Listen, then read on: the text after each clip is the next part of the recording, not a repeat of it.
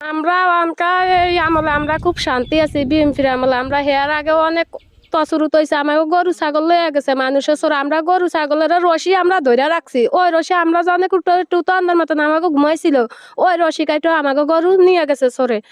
এখন ইনশাল্লাহ ভালো আছি। 5 তারিখের আগে তো ডাকাতি হইতো, ধান দিতে হইতো তেমন করি, এর পরে দিয়ে টাকা দিতে হইতো, টাকা না দিলে মারধর করতো।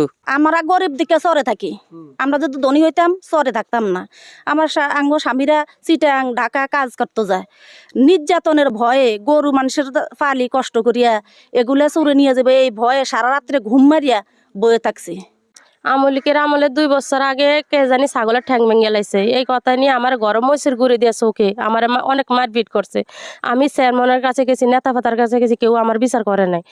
অনেক অত্যাচার সহ্য করছি, কুদ্দা নেতারা দিছে আমার কুদ্দা ফিরেতে গেছে, লাগতন স্বামী স্ত্রী যেরকম ফিটায় এইভাবে ফিরেতে গেছে, তারপরও কারো কাছে কোনো বিচার পাইনি। যে স্বৈরাচার শেখ হাসিনা পতনের পর থেকে আমি অন্ততপক্ষে চরমজামেলে মুক্তিযোদ্ধা বাজারে আছি। আলহামদুলিল্লাহ এই মুক্তিযোদ্ধা বাজারে ব্যবসায়ীরা আগের তুলনায় অনেক ভালো আছে। মেজর হাফিজ আসার কারণে শহরে ভালো আছি, আমরা ভালো আছি। মেজর হাফিজেরকে ধন্যবাদ। আসার কারণে আমরা শান্তি আছি।